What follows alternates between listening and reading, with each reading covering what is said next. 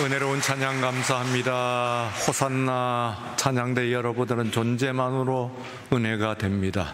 우리 하나님 기뻐 받으시는 찬송 그리고 헌신일 줄로 믿고 예배 순서를 맡으셨던 분들과 예배위원들께도 감사를 드립니다. 위에 방송실로부터 시작해서 오늘 하루 종일 수고하실 각 부서 여러분들에게도 또한 감사드립니다. 맥추절이 뭔가요? 맥추절을 왜 드리지요? 하는 전화를 주중에 한 장로님으로부터 받았습니다. 우리 교회 장로님은 아닙니다. 다른 교회에 출석하시는 장로님이신데 그 교회도 아마 오늘이 맥주 감사주일로 지키겠죠. 불과 3달이 지나면은 추수감사주일이 있는데 말하자면 우리식으로 말하면 쌀 추수감사주일이겠죠. 이제 3개월 남겨놓고 굳이 여기서 생뚱맞게 맥추감사주일은 뭡니까? 하는 질문이었어요. 말 그대로 이야기하면은 맥추감사주일은 보리 추수감사주일이죠. 생뚱맞게는 쌀 추수감사주일도 마찬가지 아닌가요? 지금 현재 대한민국 인구를 5,100만으로 헤아리고 있습니다. 조금 넘죠. 그 중에서 농업 인구가 2023년 통계로 99만 9천 명으로 나와 있습니다. 100만 명이 안 되는 거거든요. 그러면 나머지 5천만 명은 농업에 종사하는 사람들이 아니에요. 추수를 모른다는 뜻이지요. 쌀 추수, 보리 추수는 말할 것도 없고 쌀 추수도 모르는데 생뚱맞기는 마찬가지다. 그렇게 생각됩니다. 왜냐하면은 물론 성경에는 쌀은 없습니다만 그러나 이 곡물과 과일의 추수와 맞춰져 있어요. 감사주일이요. 그래서 이것을 저는 설명을 그렇게 했지요. 아마 여러분들도 같이 생각을 하고 있을 겁니다만 연말에 추수 한 해를 보내고 난 다음에 감사절이라고 하고 우리를 농부로 온다고 한다면 추수 그리고 그 한 해의 중간에 드리는 감사라고 하십시다 하는 설명으로 드렸어요. 오늘 이 시간은 중간 감사이고 오늘 말씀은 중간 시간이고 중간 사건이에요. between time이고 between event예요. 오늘 여기에 있는 이 기적의 말씀은 첫 절에 보시면은 3일째 되는 날에 그렇게 되어 있습니다. 예수님께서 행하신 이적 가운데서 날짜와 그리고 장소가 분명하게 기록이 되어 있는 유일한 기적입니다. 구체적으로 사흘째 되는 날이라고 하는 것은 무엇으로부터 3일 후라는 뜻입니까? 앞에 있는 내용을 보게 되면은 나다나엘과의 대화입니다. 나다나엘과의 대화 이후에 3일째 되던 날이다. 그런데 여기서 나다나엘이 중요한 것이 아니고 그 날이 3일째 되던 날이다. 그런 시간입니다. 우리들의 매일의 삶 가운데서 새는 그 시간 가운데 있는 것이다. 그런 얘기죠. 갈릴리 가나라고 그 장소를 우리에게 이야기를 해주고 있습니다. 다른 곳에 있는 가나가 또 있다고 합니다. 그곳은 에브라임 가나라고 하는데 그 가나와 구분하기 위해서 가나는 항상 앞에 갈릴리를 붙입니다. 갈릴리 가나라고 하는 것인데, 나사렛에서 보게 되면 약 14km 떨어져 있는 곳입니다. 한 30리 조금 넘죠. 35리 정도 되는 거리입니다. 그렇게 멀지 않는 거리에 있는 그렇게 크지 않은 마을입니다.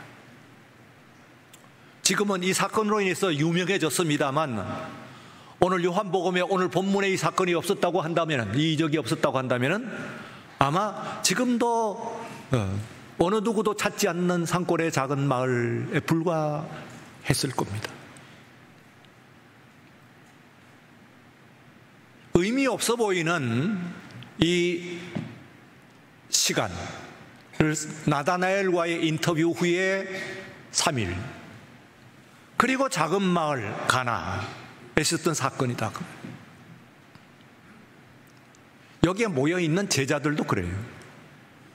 예수님께서 12제자를 구성을 하셨는데, 여기에서 지금 참석한 것은 앞에 있는 본문을 우리가 보고 유출을 하면은 베드로와 안드레, 야고보와 요한, 그리고 빌립과 나다나엘이 있습니다. 6명이 지금 예수님의 제자가 되었고, 아직 나머지 6명이 구성이 되지 않은 때지요. 딱 절반입니다. 그러니까 말씀드린 대로 비트윈 이벤트라고 했어요. 말하자면 이것은 어떤 것이냐면은, 예수님의 33년 가운데서 30년과 3년을 구분을 하면은 30년과 3년의 중간입니다. 이쪽으로 보게 되면 아직은 30년에 속한 것일 수가 있고, 일어난 결과를 보게 되면 3년의 시작이에요. 예수님께서 그렇게 말씀하십니다. 아직 3년 시작되지 않았잖아요. 아직 30년에 속한 것 아닙니까? 내가 하나님의 아들로 드러나는 때가 아니고, 마리아의 어머니, 마리아의 아들, 아직까지 30년은 마리아의 아들에 속하는 시간이에요. 마리아의 아들로서 30년은 기적이 없습니다. 안 베푸셔요. 말씀도 없고요. 모든 기적과 모든 말씀은 뒤에 있는 3년에서 일어나는 것이거든요. 엄격하게 구분되지요. 근데 어쨌든 경계선은 있을 건 아니겠어요? 바로 그 경계선 사건이 이 사건이다, 그 말이에요. 제자들도 절반. 그리고 이것은 예수님의 일이 아닙니다. 마리아의 일이에요.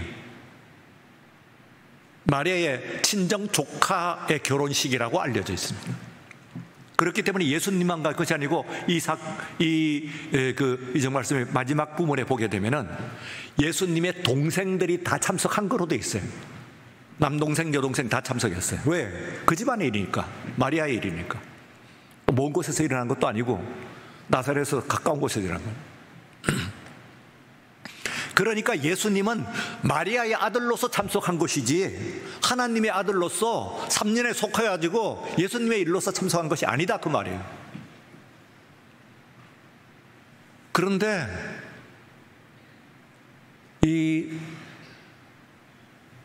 이것이 3년에 속하는 곧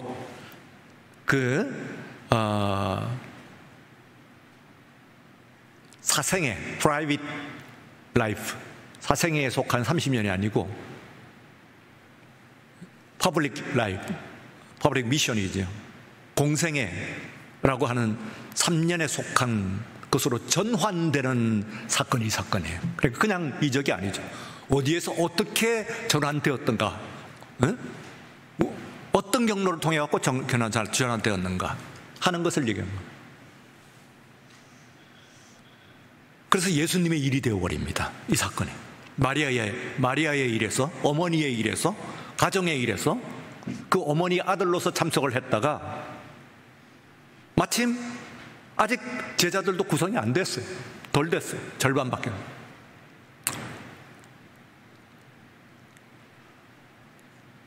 그 일이 없었다면 그렇게 됐을 거예요. 포도주가 떨어진 거예요. 우리가 아는 바와 같이. 포도주는요, 이스라엘에는 석회암 지대입니다. 물이 귀하고 물이 있어도 계속해서 마시면 문제가 돼요. 탈이 나요. 물이. 그래서 이스라엘에는 이 포도주가 그야말로 기본적인 그 음료가 되는 겁니다. 일상의 음료죠. 가장. 그 일상의 음료라고 하는 의미에서는 예수님께서 만찬 때, 마지막 만찬 때 떡과 포도주로 유월절 음식을 드신 것은 중요한 이유가 있어요. 원래는 거기에 그 고기가 있고 제일 중요한 유월절 음식은 유월절 양이죠. 양고기예요. 그리고 무슨 과자 같은 것도 있고 뭐 여러 가지가 있어요. 말린 과일 같은 것도 있고. 그거 다 제쳐놓고 코스 요리거든요. 거기 사람은 한 10가지 코스예요. 음식이 유월절 음식은 10가지로 코스가 음식이 쭉 나오게 돼 있어요. 그 중에서 떡과 포도주만이거든요. 그걸 가지고 말하자면은 우리의 삶의 그 베이직 엘리멘트, 그러니까 가장 기본 요소라고 그래요. 그건 건드리면 안 되는 거예요. 그러니까 고기를 너무 많이 먹어갖고 탈이 나는 것은 아니에요. 먹을 수도 없지만. 그러나 그 탄수화물은 너무 많이 먹으면 당뇨병이라고 하는 병을 걸립니다. 왜냐하면은 탄수화물은 인간의 그 베이직 엘리먼트, 삶을 사는 기본적인 음식이기 때문에 독식하지 말아라는 거예요. 건드리지 말아라는 거예요. 저 아프리카 뭐 고기 먹겠어요. 저 북한만 하더라도 대부분의 노동자 공장이 쉬고 있고 공장이 가동되는 데 있어도 하루에 $1, 한 달에 $30거든요. 한 달 30일 다 일한다고 할 수는 없습니다만. 그러니까 우리나라 돈으로 얘기하면 정상적으로 일하는 노동 공장에서 일을 해도 노동자가 받는 한 달 월급은 30만 원 정도예요. 현재 받는 것이. 그거 갖고 어떻게 고기 먹겠어요? 못 먹지. 그러니 고기 많이 먹었고 탈을 안 내요, 하나님께서는. 근데 탄수화물은 그게 교훈을 줬어요. 누가 독식을 해버리면은, 물론 뭐 독식 안 하고 뭐 이 가족력도 있긴 합니다만, 독식을 하지 말라는 교훈이 그 있는 거예요. 이거 건드리지 마라. 최소한의 음식이기 때문에 최소한 탄수화물은 이거 없으면은 지금 몇십억 명 굶어 죽는다. 세상에 있는 그 사람들이 지금 10억 기아 선상에 있거든요. 전체 인구 중에서 지금 이 순간도 그 10억 인구가 고기 못 먹어서 기하겠어요? 곡식 못 먹어서 탄수화물 못 먹은 기아예요. 그걸 생각하면은 당뇨병은 아주 정당한 병이지, 교훈이 깊은 병이라고 보세요. 그래 떡과 이 탄수화물과 그리고 물, 이건 있어야 되거든. 예. 그렇잖아요. 빵과 물은 있어야지. 거긴 물은 포도주니까. 나아가서 포도주는 이제 기쁨입니다. 삶의 기쁨. 유대인들의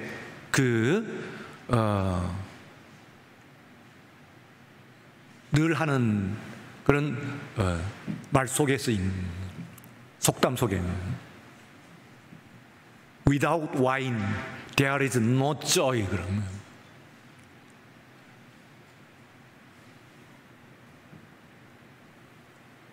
포도주가 없으면 기쁨도 없다.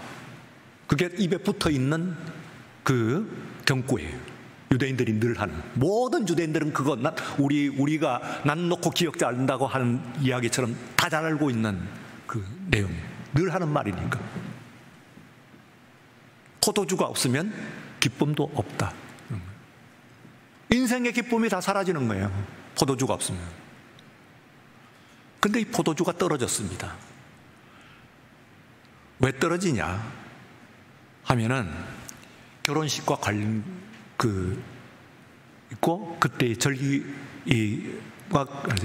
날이 언제냐면은 6월절이 오기 전 며칠 전입니다.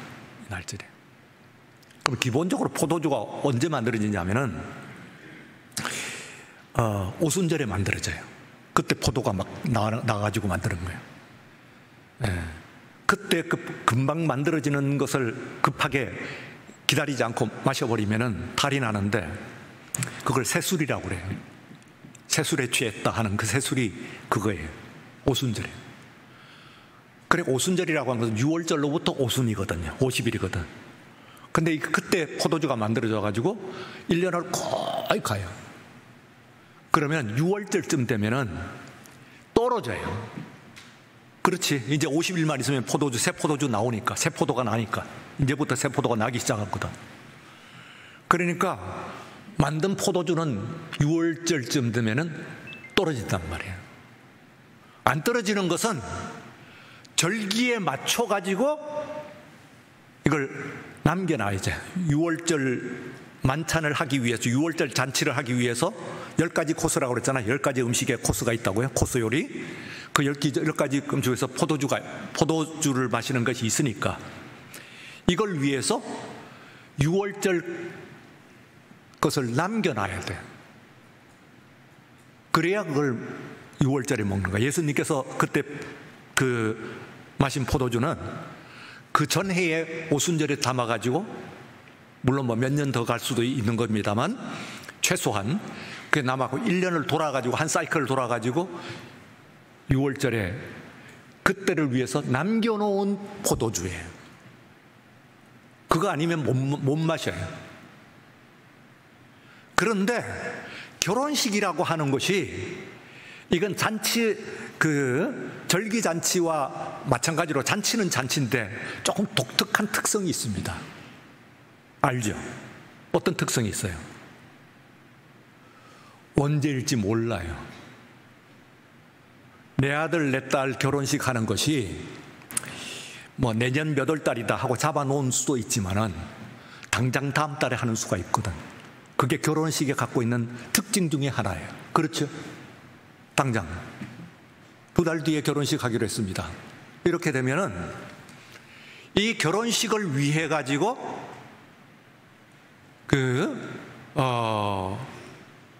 준비된 포도주가 없는 거예요.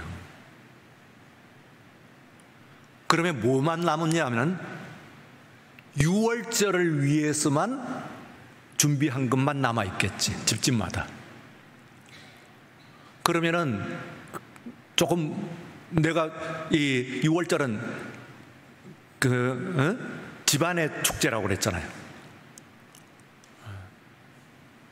초막절은 거리의 축제고, 그러니까 집안의 축제라고요. 그러니까 집안 식구들이 물론 먼데 있는 모든 사람들 다 불러 모읍니다. 아이들을. 그래봤자 10명, 20명, 30명 이런, 혹은 그보다 많을 수도 있지만 그때 마실 수 있는 포도주만 준비를 해놨는데, 결혼식은 그게 아니에요. 사이즈가 달라요. 음식의 규모가 달라요. 50명 먹을 포도주를 준비를 했는데 온 사람은 500명은 아닐 거고 200명, 100명, 200명일 수는 충분히 있는 거예요. 그때 결혼식이. 그러면 어떻게 되겠어요? 나머지는 모자라는 것이지. 옆집에서 조금씩 꾼다고 하더라도 그것도 안 되겠지. 그래서 떨어진 거예요. 포도주가 떨어졌어요. 그래서 말씀드린 바와 같이 축제의 기쁨이 사라져버린 순간이에요. 축제의 삶의 기쁨이 사라진 순간이 된 거예요. 어떻게 해야 되겠어요? 그 제목에 포도주가 떨어졌습니다. 어떻게 하실 건가요? 여러분들에게 묻습니다. 오늘 여기서 예수님의 개인적인 가정의 삶이 공적인 삶으로 전환되는 순간의 사건이라고 그랬어요. 이 사건이 시작은 사생애였는데 끝에 결과는 공생애의 시작이 되어버린 거예요.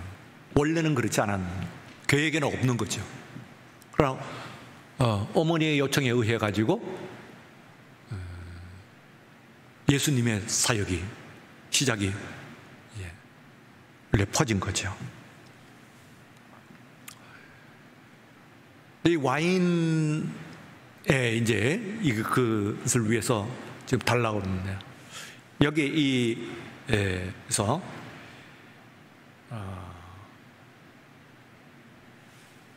돌 항아리가 있습니다. 두세 통 드는 돌 항아리라고 하는데 한 통을 1리터로 보시면 됩니다. 그러면은 그 두 통이면 2리터고 그 석유통 그거 2리터거든요. 거의 1.8리터 뭐 이렇게 본다고 그러는데 하여튼 2리터들이 그거 한 통 혹은 그거 한 통 반 정도 되는 크기의 항아리라고 보시면 돼요. 돌 항아리. 그게 6개가 있는 거예요. 그거면 충분하죠.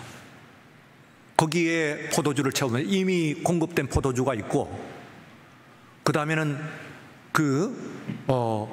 2리터들이라고 보더라도 12리터니까 12리터의 포도주가 공급된다는 뜻이니까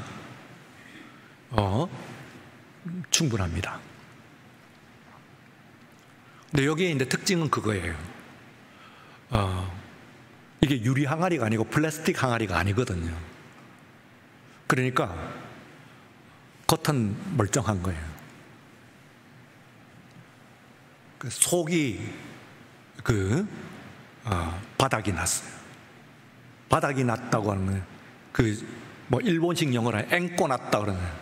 앵꼬 났다는 게 앵커 하는 게 영어로는 닫힙니다. 다. 물 속에 들어갔다가 바닥에 딱 닿으면은 앵커도 된 거지. 그래서 앵꼬 났다. 차에 휘발유가 떨어졌을 때 쓰는 말, 옛날에는, 요즘은 안 씁니다만,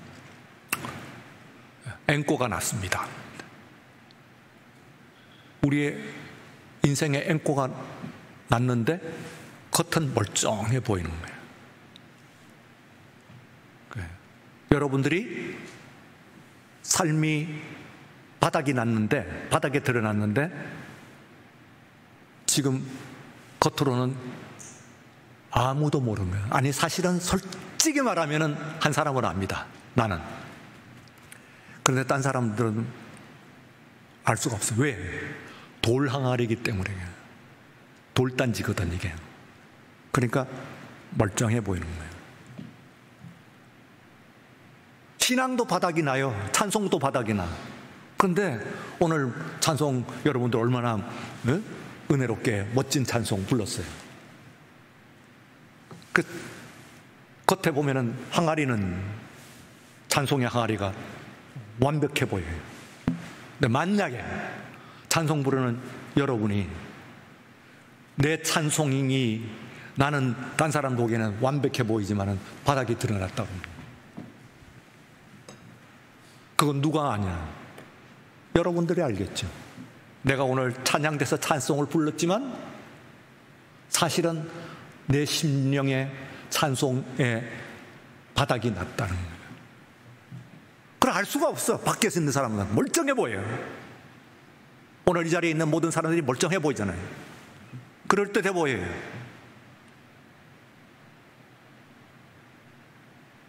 그래도 바닥난 사람이 있을 겁니다. 내 삶의 자원들이 바닥이 납니다.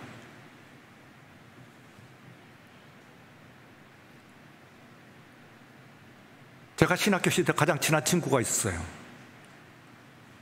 신대원 들어가면서 거의 뭐 엄청 잘했어요.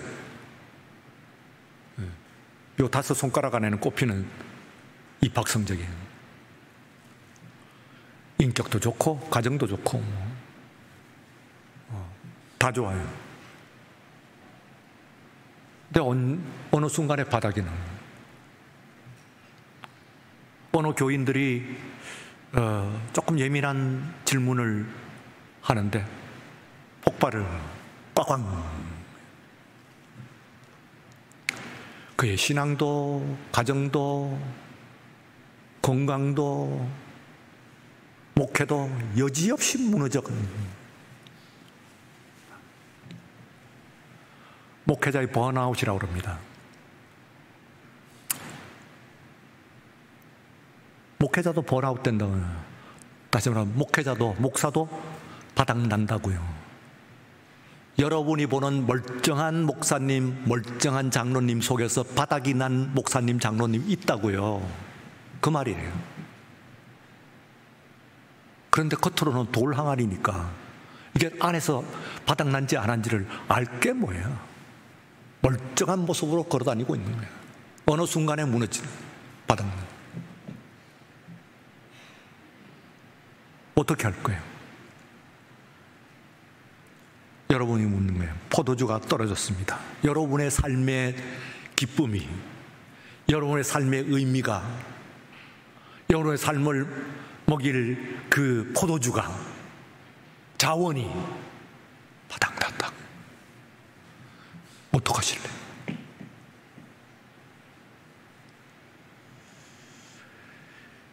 여기서 다 잊어버리고 너무 그런 방법이 있어? 말도 안 돼. 내 삶의 자원, 희망이, 기쁨이, 의미가 바닥이 났다고 할 때 그 해결책이 그런 방법이 있어? 이게 예수님이 할 수 없다. 할 수 없다. 그냥 오늘은 내가 사생에 어머니 아들로 왔지만은 일이 이렇게 됐으니까 그러니까 좋다. 뭐 일이 뭐 어렵게 되고 포도주가 떨어졌다네. 공생애로 전환하자. 이적이 사역을 시작하자. 봐주자. 이래갖고 시작한 게 아니에요. 이 일을 촉발하는 아주 중요한 그 내용이 본문 속에, 우리가 읽은 본문 속에 포함이 되어 있습니다. 그게 마리아의 신앙입니다. 어머니 마리아라는 여인의 신앙이에요. 예수님께서 여자여 나와 무슨 상관이 있나이까? 내 때가 아직 이르지 아니하였나이다. 어머니, 지금 어머니 아들로 왔잖아요. 친족 결혼식이잖아요. 여기 왜 저를 끌어다 붙입니까? 여기까지 분명하게 한계를 정했거든요. 그랬더니 4절과 5절 사이에 아주 중요한, 그랬으면은 아이고 뭐 머뭇거리고 뭐 그렇게 말하니까 뭐 조금 무안하고 이제 이 말은 거절로 들리기도 하고. 그런데 4절 그 말씀 하고 나니까 5절에서 거기에 대한 다른 반응이 없어요. 이 말을 하면은 거기에 대한 반응이 있어야 되고 그 말씀에 대한 반응이 있어야 되거든요. 대화로서 없어요. 그리고 그의 어머니가 하인들에게 이르되 무슨 말씀을 하시든지 그대로 하라. 사실은 4절은 거절 아닌가요? 여러분들 듣기에 문맥상 그렇죠. 우리가 그 해동력을 가지고 이렇게 읽어봤을 땐 4절은 예수님의 거절입니다. 그런데 5절은 그럼 거절을, 아이고 이분만 이제 한번 일이 이렇게 됐으니까 한번 해주세요. 든진보가 있어야 될 것 같은데 예수님은 거절했는데 마리아는 돌아서 가지고 말씀대로 하라는 거예요. 그것이 오늘의 포인트입니다. 마리아의 포인트이자 바로 여러분들의 포인트예요. 여러분들의 포인트. 말씀대로 그대로 해요. 마리아가 놀랐고요. 하인들도 하인이니까 뭐 일단은 그건 하긴 합니다만 말 그대로 하인이니까 하면 거기에 하신 말씀은 이거예요. 돌 항아리에 물을 부어라. 그리고 그것을 떠서 저 잔치자리 연회장에게 갖다 줘라. 그것뿐이에요. 굉장히 쉽죠. 거기에 물 붓는 게 뭐 어렵겠어요? 네? 네. 물통에 물 갖다 붓는 거는. 그리고 그것을 떠서 갖다 주는 것이 뭐가 어려운 일이요. 그러나 지금 이 상황에서는 어렵지. 많은 질문이 일어나는 거예요. 왜 이러시는 거야? 그러나 이거는 전적으로 말하자면 하인들의 순종이고, 하인들은 그 직능상 순종을 안 할 수는 없어요. 이거예요. 거기에 물이 아니라 다른 걸 갖다 부어라도 붓는 수밖에는 없어.